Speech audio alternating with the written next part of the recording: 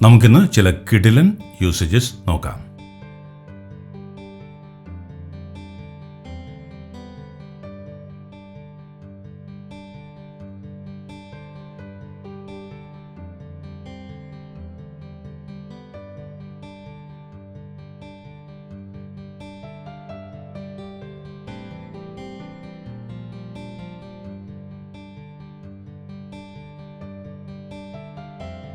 നമുക്കറിയാം, see of എന്ന് പറഞ്ഞാൽ ആരെയെങ്കിലും യാത്ര അയക്കാനായിട്ട് എയർപോർട്ട്, റെയിൽവേ സ്റ്റേഷൻ ഇവിടേക്കൊക്കെ പോവുക, അതാണ് സീ ഓഫ്.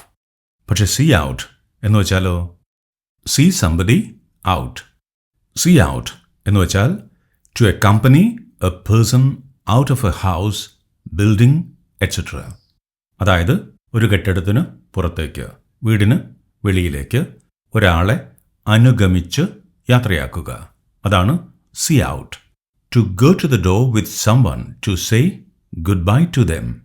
ഇനിയിപ്പോൾ വാതിൽക്കൽ വരെ അനുഗമിക്കുന്നതിനും എന്നിട്ട് യാത്രയാക്കുന്നതിനും സീ ഔട്ട് എന്ന് പറയും.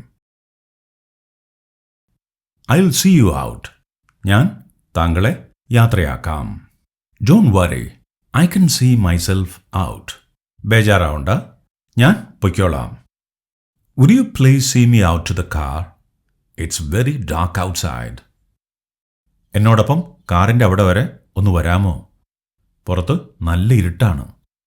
അപ്പം അതാണ് സീ ഔട്ട്. ഇനി തിങ്ക് ഓവർ. തിങ്ക് ഓവർ എന്ന് വെച്ചാൽ to consider carefully before deciding. എന്തെങ്കിലും ഒന്ന് തീരുമാനിക്കും മുൻപ് കൂലങ്കഷമായിട്ട്, വിശദമായിട്ട് ചിന്തിക്കുക, അതാണ് think over. Let me think it over for a while. ഞാൻ കുറച്ചു നേരം അതിനെക്കുറിച്ച് വിശദമായിട്ടൊന്ന് ചിന്തിക്കട്ടെ. എന്നെ ഒന്ന് വിശദമായിട്ട് ചിന്തിക്കാനായിട്ട് അനുവദിക്കൂ. She said she needs time to think it over. അവൾ പറഞ്ഞു അവൾക്ക് ഒന്ന് വിശദമായി ചിന്തിക്കാനായിട്ട് സമയം വേണമെന്ന്.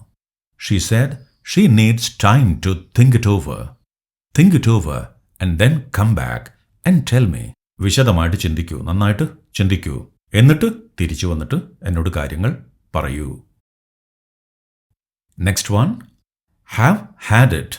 രസകരമായൊരു പ്രയോഗമാണ് ഹാവ് ഹാഡ് ഇറ്റ്. ഒരു കാര്യം കുഴപ്പത്തിലാകും, പ്രശ്നമാകും, അല്ലെങ്കിൽ നിങ്ങളുടെ കാര്യം പോക്കാണ്, ഇതൊക്കെ പറയാനായിട്ടാണ് ഹാവ് ഹാഡ് ഇറ്റ്. ഇത് I have had it, you have had it, we have had it, they have had it. അതുപോലെ he has had it, she has had it.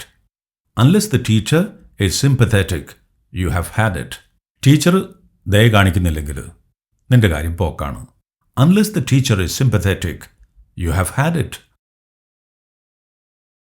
The director wants actors who can speak fluent English. The director wants actors who can speak fluent English. ഡയറക്ടർക്ക്, സംവിധായകന് fluent English പറയുന്ന ആളുകളെയാണ് വേണ്ടത്.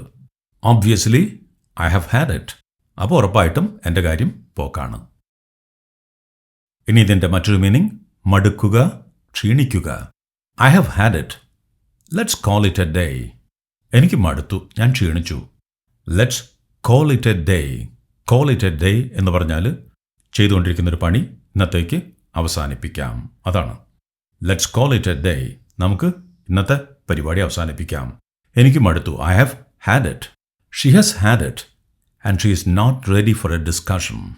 She has had it, അവൾക്ക് മടുത്തിരിക്കുന്നു. And she is not ready for a discussion, ഒരു ചർച്ചയ്ക്ക് തയ്യാറുമല്ല. She has had it and she is not ready for a discussion. അപ്പം ഇതാണ് ചില കിടിലൻ പ്രയോഗങ്ങൾ. See out, think over, have had it. അപ്പം ഇനി കൂടുതൽ വിശേഷങ്ങൾ നെക്സ്റ്റ് വീഡിയോയിൽ. Thank you, take care, stay awesome.